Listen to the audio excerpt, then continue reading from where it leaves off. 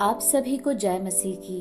The Bible portion में आपका स्वागत है। हमारा आज का वचन है फिलिपियों की पत्री पहला अध्याय। मसीह यीशु के दास पौलुस और तीमुथियुस की ओर से सब पवित्र लोगों के नाम जो मसीह यीशु में होकर फिलिप्पी में रहते हैं, अध्यक्षों और सेवकों समेत हमारे पिता परमेश्वर और प्रभु यीशु मसीह की ओर से तुम्हें अनुग्रह और शांति मिलती रहे। मैं जब जब तुम्हें स्मरण करता हूँ तब तब अपने परमेश्वर का धन्यवाद करता हूँ, और जब कभी तुम सबके लिए विनती करता हूँ तो सदा आनंद के साथ विनती करता हूँ, इसलिए कि तुम पहले दिन से लेकर आज तक सुसमाचार के फैलाने में मेरे सहभागी रहे हो। मुझे इस बात का भरोसा है कि जिसने तुम में अच्छा काम आरंभ किया है वही उसे यीशु मसीह के दिन तक पूरा करेगा। उचित है कि मैं तुम सब के लिए ऐसा ही विचार करूं, क्योंकि तुम मेरे मन में आ बसे हो और मेरी कैद में और सुसमाचार के लिए उत्तर और प्रमाण देने में तुम सब मेरे साथ अनुग्रह में सहभागी हो। इसमें परमेश्वर मेरा गवाह है कि मैं मसीह यीशु की सी प्रीति करके तुम सब की लालसा करता हूँ। मैं यह प्रार्थना करता हूँ कि तुम्हारा प्रेम ज्ञान और सब प्रकार के विवेक सहित और भी बढ़ता जाए, यहाँ तक कि तुम उत्तम से उत्तम बातों को प्रिय जानो और मसीह के दिन तक सच्चे बने रहो और ठोकर न खाओ, और उस धार्मिकता के फल से जो यीशु मसीह के द्वारा होते हैं भरपूर होते जाओ, जिससे परमेश्वर की महिमा और स्तुति होती रहे। हे भाइयों, मैं चाहता हूँ कि तुम यह जान लो कि मुझ पर जो बीता है उससे सुसमाचार ही की बढ़ती हुई है,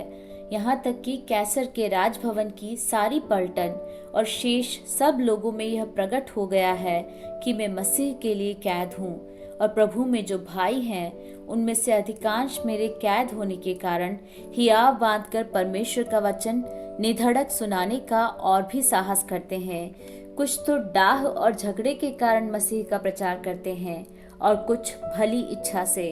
कई एक तो यह जानकर कि मैं सुसमाचार के लिए उत्तर देने को ठहराया गया हूँ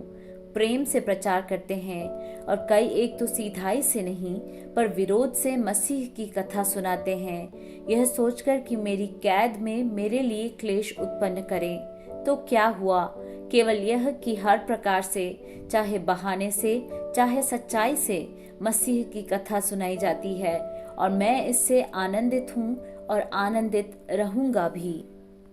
क्योंकि मैं जानता हूँ कि तुम्हारी विनती के द्वारा और यीशु मसीह की आत्मा के दान के द्वारा इसका प्रतिफल मेरा उद्धार होगा। मैं तो यही हार्दिक लालसा और आशा रखता हूँ कि मैं किसी बात में लज्जित न हूँ, पर जैसे मेरे प्रबल साहस के कारण मसीह की बड़ाई मेरी देह के द्वारा सदा होती रही है, वैसी ही अब भी हो, चाहे मैं जीवित रहूं या मर जाऊं, क्योंकि मेरे लिए जीवित रहना मसीह है और मर जाना लाभ है। पर यदि शरीर में जीवित रहना ही मेरे काम के लिए लाभदायक है तो मैं नहीं जानता कि किसको चुनूं, क्योंकि मैं दोनों के बीच अधर में लटका हूँ। जी तो चाहता है कि कूच करके मसीह के पास जा रहूं, क्योंकि यह बहुत ही अच्छा है, परंतु शरीर में रहना तुम्हारे कारण और भी आवश्यक है, इसलिए कि मुझे इसका भरोसा है। अतः मैं जानता हूँ कि मैं जीवित रहूंगा, परंतु तुम सबके साथ रहूंगा, जिससे तुम विश्वास में दृढ़ होते जाओ और उसमें आनंदित रहो, और जो घमंड तुम मेरे विषय में करते हो वह मेरे फिर तुम्हारे पास आने से मसीह यीशु में अधिक बढ़ जाए। केवल इतना करो कि तुम्हारा चाल चलन मसीह के सुसमाचार के योग्य हो, कि चाहे मैं आकर तुम्हें देखूं चाहे ना भी आऊं, तुम्हारे विषय में यही सुनूं कि तुम एक ही आत्मा में स्थिर हो और एक चित्त होकर सुसमाचार के विश्वास के लिए परिश्रम करते रहते हो, और किसी बात में विरोधियों से भय नहीं खाते। यह उनके लिए विनाश का स्पष्ट चिन्ह है,